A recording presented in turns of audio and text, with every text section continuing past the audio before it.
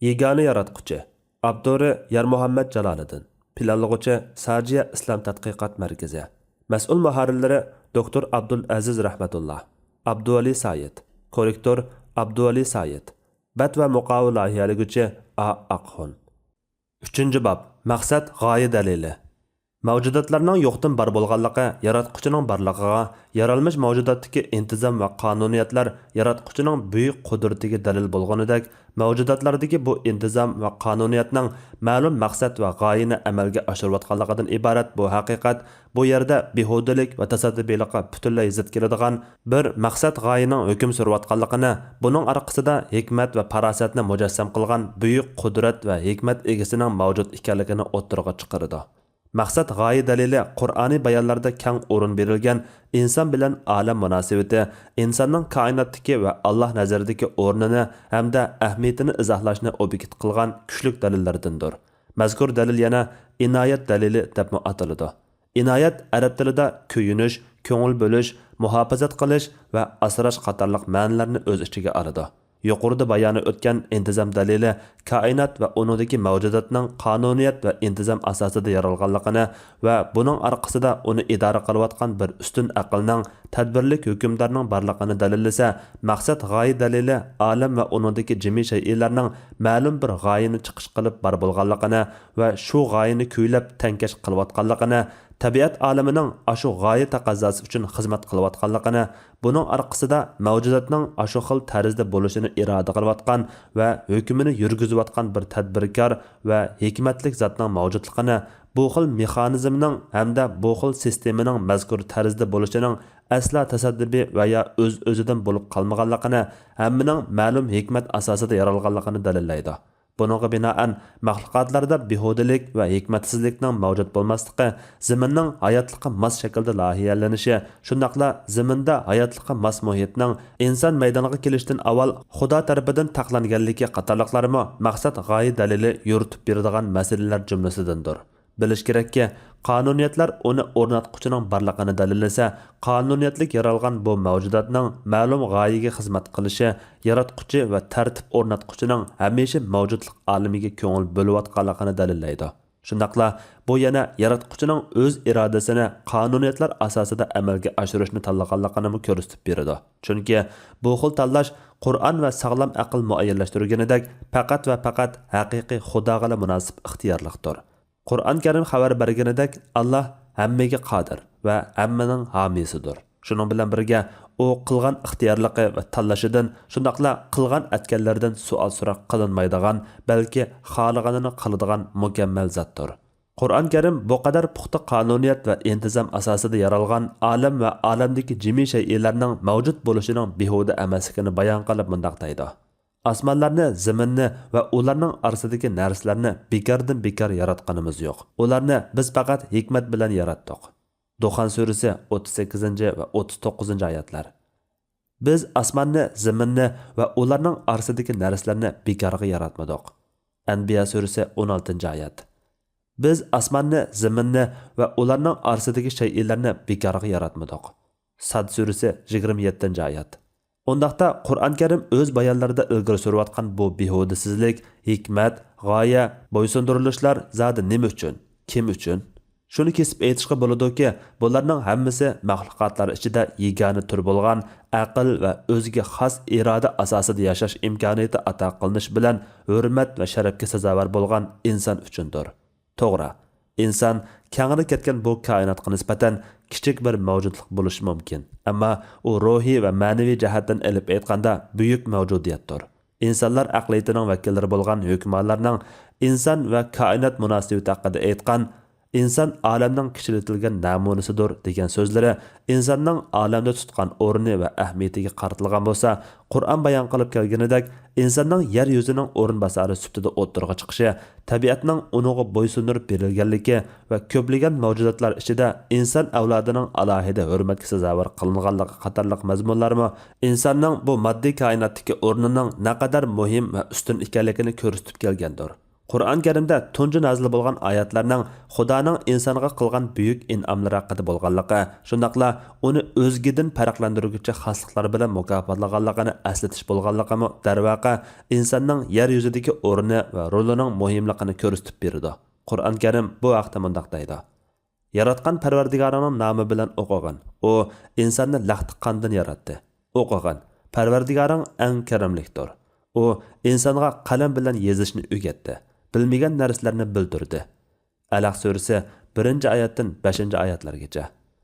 Va yana mundaq deydi: Shak shubhasizki biz odam bolalarini aziz qildik. Ularni quruqlikda uloqlarga mindirdik. Dengizda kemalarga chiqardik. Ularni shirin yemakliklar bilan rizqlantirdik. Ularni maxluqotlarimizning nurg'unidan ko'p ustun qildik. Isro surasi 70-oyat. Doktor Umar ibn Abdul Aziz bu vaqtda to'xtalib mundaq deydi: Olamning behuda yaralmaganligidan iborat bu haqiqat intayin ro'shan va keskin holda navbatda biz Allohning mavjudligiga doir aqliy dalil sifatida tunayotgan maqsad g'oya dalilini o'ttirg'a chiqardi. Maqsad g'oya dalili mundaq ikki haqiqatdan natijalangandir. Bular: birinchi, koinot butunlay holda behudalik va hikmatsizlikdan xoli ekanligi. Ikkinchi, koinot butunlay holda turlar ichida ma'lum bir turga xizmat qilish uchun bo'ysundirilgan bo'lishidir. Shunga olamdagi eng buyuk barliqdan eng kichik va ushoq zarrachalarga qadar hammasi ashu tur uchun xizmat qiladi. Darvaqa osmon jismlari va zamindagi jimi maxluqotlar bo'lib hammani o'z ichiga olgan hamda moddiy mavjudlikda muntazamlikqa ega bo'lgan bu g'oyat zo'r koinotni uningda mavjud bo'lib turayotgan shuncha ko'p maxluqotlar ichida faqat birla turga xizmat qilish uchun maxsus bo'ysundirib berilgan bo'lishi kishini haqiqatan hayron qoldiradigan haqiqatlar jumlasidandir. Koinot uning baharlanishi uchun bo'ysundirib berilgan o'sha bu tur bo'lsa insondir. Qarmoqqa kishini taajjubga soladigan bu haqiqatni biz yana mundaq bir misol orqali izohlab berishimiz mumkin. U bo'lsa-mu, bu yerda go'yo jahon mulkining sultoni bor bo'lib, u yuksak mahorat va eng go'zal bezaklar bilan loyihalangan bahuzur hayot kechirish va foydalanish uchun butun sharoitlar taq qilingan imorat saroy babida halovat va go'zalligida tangdish yo'q g'oyat zo'r bir qasr bino qilishga amr qiladi. Shuning bilan bu saroyga nihoyat esil mehmondan biri tushib keladi.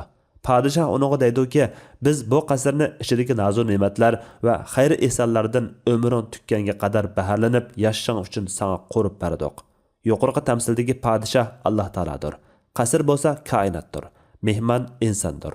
Qur'on Karim muayyanlashtirgan va tunji haqiqat misoli ta'kidlab kelgan haqiqat mana budir.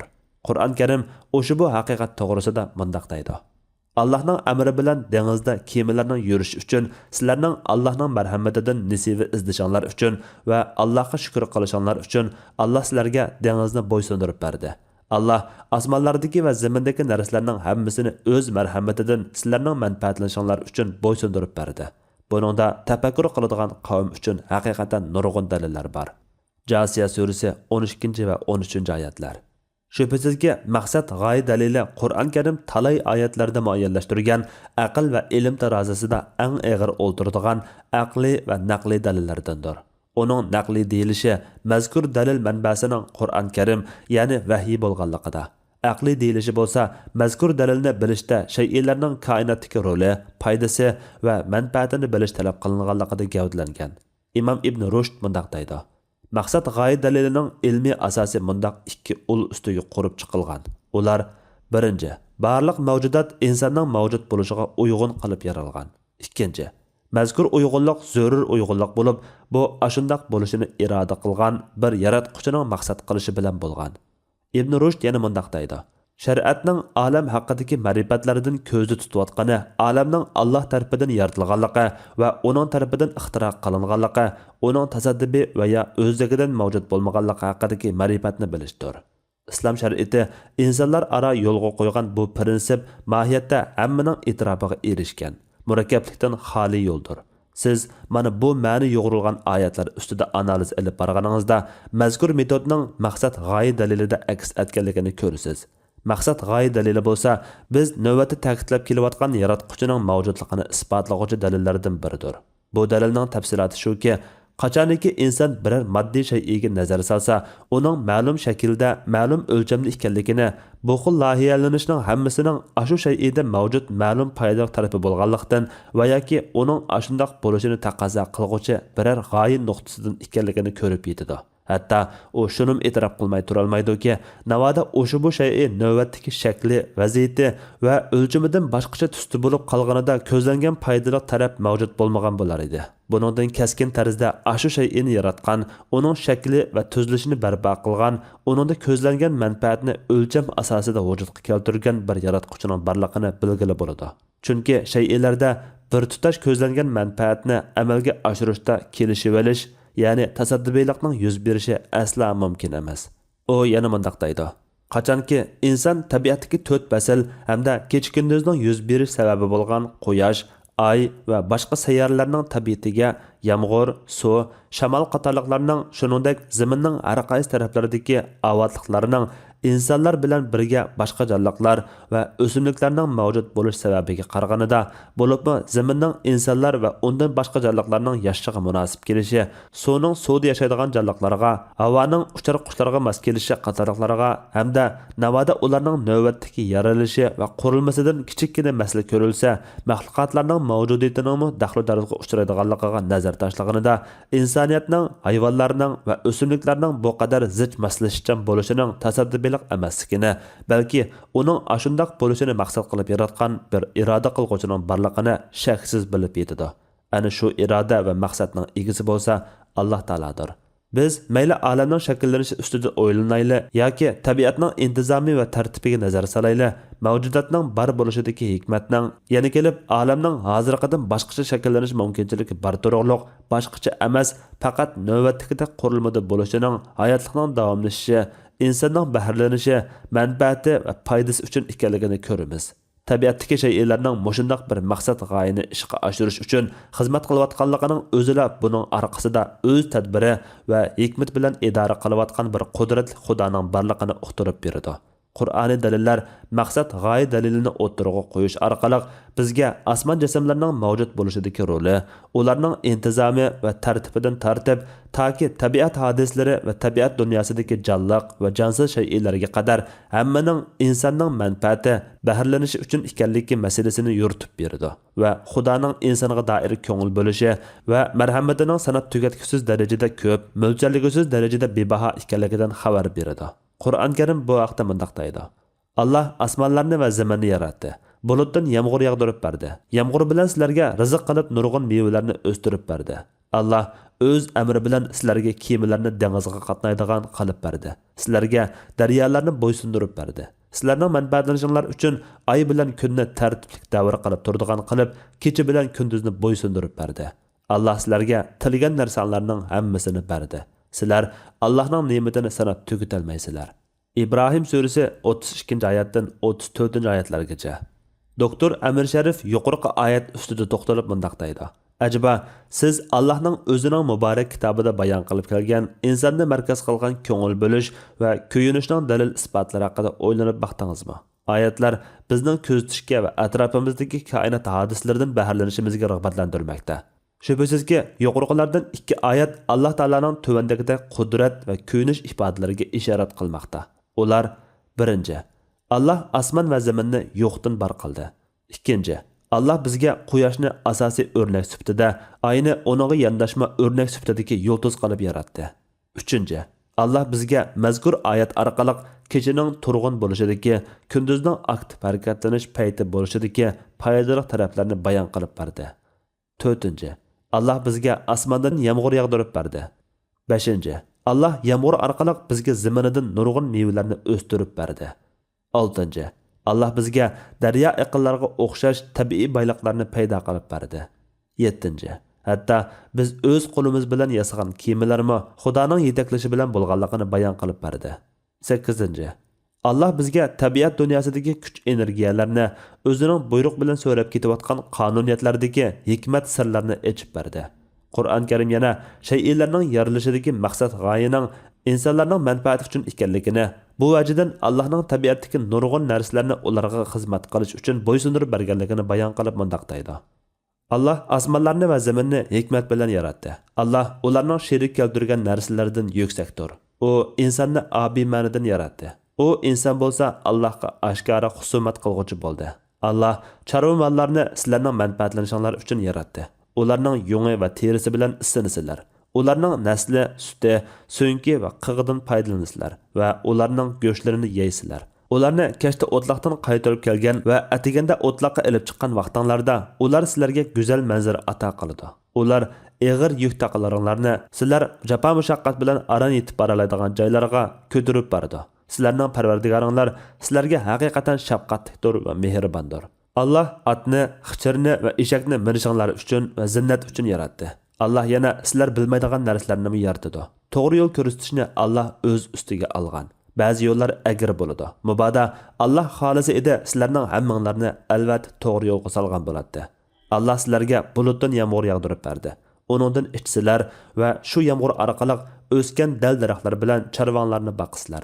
Allah sizlarga shu yomg'ir bilan ziroatlarni o'stirib berdi. Zaytun, xurmo, uzum va turli mevalarni o'stirib berdi. Cho'nqur fikr qiladigan qavm uchun buningda haqiqatan Allohning qudratini ko'rsatadigan dalillar bor. Allah sizlarga kechini, kunduzni, kunni, oyni bo'ysundirib berdi. Yulduzlarmi Allohning amri bilan bo'ysundirilgandir. Tushunadigan qavm uchun buningda nurg'un dalillar bor. Allah yana yer yuzida sizlar uchun yaratgan rangarang narsalarni sizlarga bo'ysundirib berdi. Vaznasat oladigan qavm uchun buningda albatta ibrat bor. Allah sizlarni dengizning yangi go'shtlarini yesin, unchi marjonlardan iborat taqaydigan zibuzinnat buyumlarini chiqarsin deb sizlarga dengizni bo'ysundirib berdi. Sen kemalarning dengizda to'lqin yerib ketayotganligini ko'ryapsan. Bu Allohning ne'matlarini izlab topishinglar va uningga shukr qilishinglar uchundir. Zaminning sizlarni tavritvatmaslik uchun Allah uningda tog'larni o'rinlashtirdi. Foydalanishinglar uchun eriq o'stanglarni, ezib qolmasliklaringlar uchun yo'llarni va belgilarni barpo qildi. Insonlar yulduzlar bilan yo'l topadi. Butun koinotni yaratgan Allah bilan hech narsani yarata olmaydiganlar o'xshashmi? O'ylamamsizlar. Qamar surasi 49-oyat.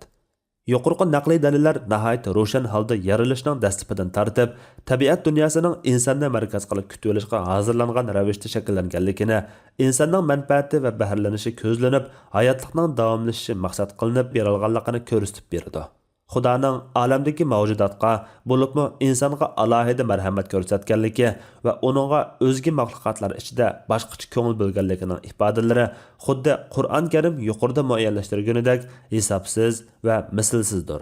Buning Qur'ondagi o'rnaklari intayin ko'p. Xuddi Faylasuf Ibn Rushd aytganidek, Xudoning insonga qilgan marhamatlari va in'omlarini tafsiliy tilga elishga to'g'ri kelsa, tom-tom asarlarimi kamlik qiladi. Amaliyat shundoq ekan, tuvanda biz yana olamning yaratilishi va buningdagi g'oyani eng yorqin shaklda ifodalaguchi ustungi olamdan boshlab toki yer yuzidagi havodislarga, qonuniyatlarga qadar mavjudotlarda aks etgan marhamat qilish, ko'yinish ifodalarini aslatib o'tguchi bir qator oyatlardan o'rnak sifatida bir qanchalarni keltirib o'tamiz. Shundaqla bu oyatlarning Ibn Rushd tilidagi qisqacha izohatini keltiramiz. Qur'on Karim aytadi: Biz zaminni yashashga qulaylik qilib bermadikmi? Zaminning tavrab ketmaslik uchun tog'larni qo'ziq qilmadikmi? Biz sizlarni ayol qilib yaratdik. Uyqunlarni rohat qildik. Kechini kiyimdek sizlarni yepib turadigan qildik. Biz kunduzni tirishlik qiladigan vaqt qildik. Ustonlarda mustahkam 7 osmonni bino qildik. Yenib turgan chiroq, ya'ni quyoshni yaratdik. Ochliqlarni, o't-cho'plarni, bog'lardagi quyuq daraxtlarni o'stirish uchun bulutlardan mo'l yomg'ir yog'dirib berdik. İmam İbn Rushd mazkur oyatlar haqida mundaq deydi: Yuqorqi oyatlar ustida tafakkur yurgizilganida olamning barcha juz'iylarida insonning mavjudligi uchun moslashchanlik borligiga diqqat tortquchi mazmunlarni topqili bo'ladi. Oyatning boshlanishiga qarasaqla, oyatning har qanday irqdagi kishilar to'piga o'z-o'zidan ma'lum ishlardan boshlanganligini ko'ramiz. U bo'lsa-mu yer sharining insoniyatning turalg'usi sifatida yaralganligidir. Darvaqa, navoda yer shari tavrab turadigan yoki hozirqidan boshqa shaklda yoki bo'lmasa hozirgi markazidan boshqa markazda yoki bo'lmasa navbatdagi o'lchamdan boshqa o'lchamda bo'lganida edi, bizning zaminda mavjud bo'lib turishimiz va yoki yerilishimiz mumkin bo'lmagan bo'ladi. Mana bu ma'nolarning hammasi Allohning biz zaminni yashashga qulaylik qilib bermadikmi degan so'zida mujassamlangan. Allohning zaminning tavrab ketmaslik uchun tog'larni qo'ziq qilmadikmi degan so'ziga kelsak, bu oyatda zaminning barqarorligining tog'larning mavjud bo'lishidan kelib chiqadigan manfaatga chetishlik ekanligi ishora qilingan. Navada zemin tağlarsiz shakllanganida edi, suv, havo qatorliq klimatlardagi o'zgarishlar tufayli chayqalib turolmagan, tavrigan va markazidan qayib ketgan bo'ladi. Agar rastla shundoq bo'lganida hayotliq sharsiz tugashgan bo'ladi. Demak, zaminning barqarorligining ustidagi mavjudotlarning manfaatiga foydali bo'lishi bilan birdaklikni saqlashi, bularning hech birining tasaddubiy bo'lib qolmaganligini, balki buning mushundoq bo'lishini ko'zlagan bir maqsad va bir iroda egasining iroda qilishidan bo'layotganligini ko'rsatib beradi. Yuqoriqilardan keyin Alloh kecha va kunduzning mavjud bo'lishining hayotlik uchun mos ekanligini ishora qiladi. Deydi-ki, uyqunglarni rohat qildik. Kechini kiyimdak sizlarni yepib turadigan qildik. Demakchiki, Allah Taala mavjudotni quyoshning issiqdan saqlashda kechini go'yo yupuq va kiyimga o'xshash qildi. Quyosh kechi bo'lish sababli g'oyib bo'lib turmaganida hayotlikqa davomlashadigan hayvonot va o'simlik kabi mavjudotlar quyosh sababli halok bo'lib ketgan bo'ladi. Kechimi go'yo yupuq bo'lish bilan birga quyoshning issiqidan qo'g'dab turg'uchi kiyim bo'ladigan bo'lg'achqa, kechida hosil bo'ladigan mazkur ikki turlik ma'nini o'z ichiga oladigan libos iborasi orqali kechini kiyim deb ta'riflashimi Qur'onning stilistikalik vositalarini eng joyida ishlatganligining ifodasidir. Kechining jonliqlar uchun yana bir foydali tarafi bo'lsa, sezgularni uyg'otib, uni badanning sirtiga qarata qo'zg'og'uvchi yo'riqlikni nari qilish orqali rohatlik uyqu muhiti hozirlab berishdir. Şuna kechining qorong'uligi soyasida aramxuda uyquga cho'msin degan ma'noda Alloh aytdiki, uyqunglarni rohat qildik. Yuqoriqilardan keyin oyat quyoshning bir qadar alohida saniladigan foydali tarafiga ishorat qilib o'tadi. Buningdami quyoshning zamin yuzidagi mavjudotning hayotlik uchun mos keladigan holat ekanligiga ishorat bor bo'lib, Alloh taolo aytadi: "Yenib turgan chiroq, ya'ni quyoshni yaratdik." Oyatda quyoshni chiroq deb atadi. Chunki qorong'ulik avval, yo'riqlik keyin yuz bergan. Quyoshmi kecha qorong'uligiga usib kirdi. Inson chiroq yo'q ahvolda kechada ko'rish a'zosidan foydalanmaganiga o'xshash, quyosh bo'lmaganida edi, hech bir jonliq ko'rish quvvatidan asla foydalanmagan bo'ladi. Quyoshning nurg'un foydali taraflari ichida faqat mazkur foydali qismini tilga elishi, mushu qismining foydalar ichida eng zo'rur va eng ro'shan qismi bo'lganligidandir. Yuqoriqilardan keyin Alloh taolo yomg'irning yog'ishidagi ilohiy marhamat ko'rinishlariga ishora qiladi va yomg'irning ma'lum o'ringa yog'ishining o'simlik va hayotlik uchun ekanligidek maqsad g'oyani bayon qiladi. Darvaqa, yomg'ir ziroatning unishi uchun muayyan miqdor va belgilik vaqt doirasida yog'adi. Bundaq bo'lishi aniqla tasadduqlikning mumkin emasligini, balki bu xil astoydillikdagi sababning ma'lum maqsad g'oyaga berib taqildiganligini ko'rsatib beradi. Shu sababdan Alloh deydi-ki, Açlıqlarni, o't-cho'plarni, bog'lardagi quyuq daraxtlarni o'stirish uchun bulutlardan mo'l yomg'ir yog'dirib berdik. Amaliyotda Qur'on Karimda bu xil ma'noga ishora qilingan oyatlar bakmi ko'p. Navada biz maqsad g'oya daliliga doir oyatlarni birma-bir tizib chiqib, yaratquchining yaralg'uchiga ko'rsatgan alohida inoyat va marhamatlarga birma-bir ishorat berishga boshlab qoladigan bo'lsak, bularni bir necha tom asarga sig'dirib bo'lishmi bir gap bo'lib qoladi.